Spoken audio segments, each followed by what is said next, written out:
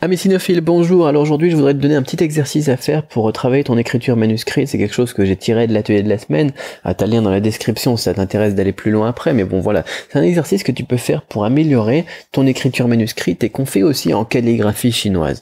Donc, c'est vraiment un point commun qu'on a entre les deux. Après, voilà, tu te doutes que l'exercice de l'écriture manuscrite et de la calligraphie chinoise, forcément, il y a des points communs parce que on est en fait dans les deux cas sur de la calligraphie, quoi. Sauf qu'il y en a un, t'es avec de la calligraphie avec un stylo, avec un crayon, et l'autre avec une calligraphie, et bien avec un pinceau et de l'encre. Mais bon, la logique est la même, quoi.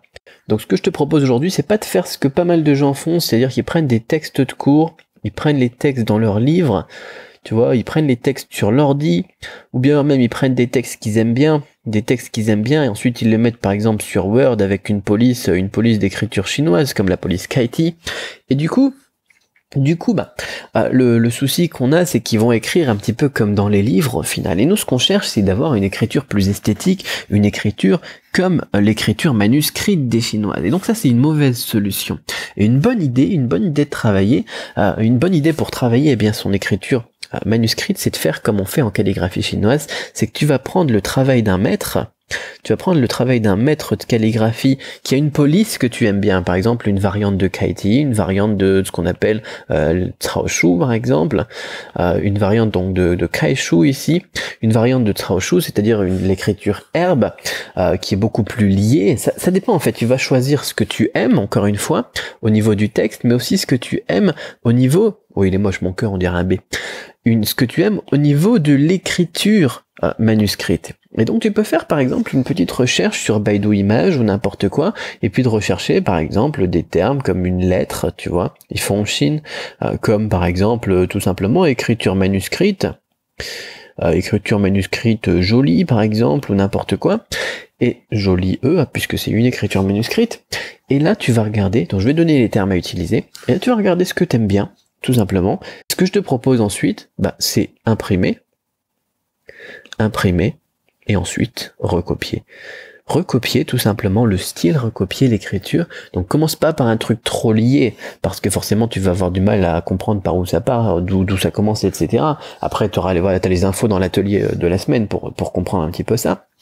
Mais tu recopies tout simplement, et tu recopies encore, donc c'est mieux si tu arrives à trouver un texte qui est déjà par exemple dans des cases, dans des carrés, comme je t'expliquais justement dans la vidéo de la dernière fois, et tu recopies avec les mêmes proportions, et puis tu recopies encore, donc un texte que t'aimes bien, avec une écriture que t'aimes bien, et là, forcément, tu vas progresser, ta main, tes muscles, ton cerveau vont reprendre cette habitude, cette fameuse mémoire mécanique,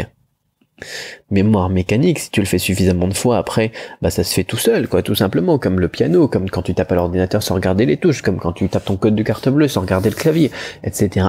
Et après, mécaniquement, tu amélioreras tes proportions, ton style, etc., en le calquant tout simplement sur celui-ci, quoi.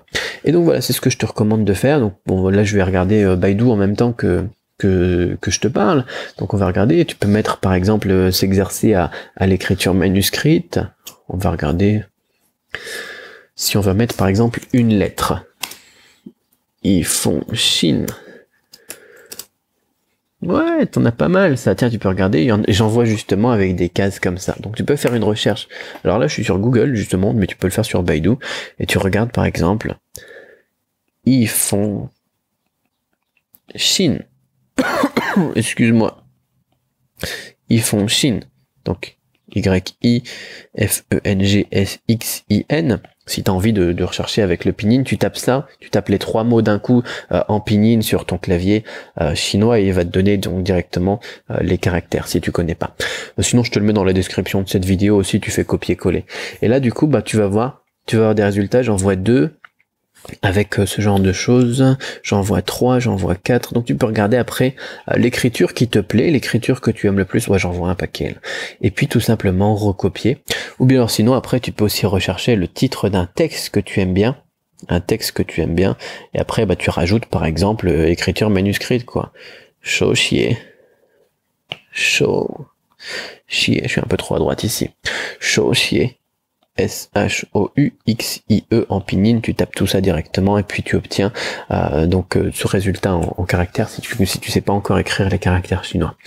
Et voilà par exemple, On va regarder, je sais pas moi, un poème de Li Bai, et je rajoute, c'est pas ce Li Bai, hop, Shouxie. Est-ce qu'on va avoir des résultats? Oui, on a des résultats super, et on en retrouve encore une fois avec donc des traits comme ça. On en retrouve aussi sous la forme de lettres calligraphiées où tu as des colonnes comme ça et où ils écrivent de droite à gauche et de haut en bas, un peu comme on faisait donc il y a à peu près 70 ans en Chine ancienne. Et donc ça permet d'avoir des trucs esthétiques. Ouais, c'est génial. C'est génial. Donc, enfin, c'est génial. Je suis en train de me lancer des fleurs, mais moi j'adore aussi ce genre de technique. J'adore écrire. Et c'est super plaisant d'écrire en chinois avec les outils que je te présentais dans l'atelier, justement, l'atelier de la semaine. Donc voilà, c'est une petite technique que je te propose. Et si ça te plaît, si t'aimes bien ce genre de truc et que tu trouves que effectivement ça va être intéressant de bosser ton écrit comme ça, t'as plein d'autres techniques dans l'atelier de la semaine que je t'invite à découvrir, donc avec le lien qui est dans la description. Si t'avais déjà vu la présentation, t'as le deuxième lien qui te permet de t'inscrire directement, de vérifier si tout ça est encore disponible. Voilà. Petite astuce, je te souhaite énormément de succès donc dans ton apprentissage et dans ton évolution au niveau de l'écriture manuscrite, et on se dit à très vite pour une nouvelle vidéo et de nouvelles astuces. Bye bye.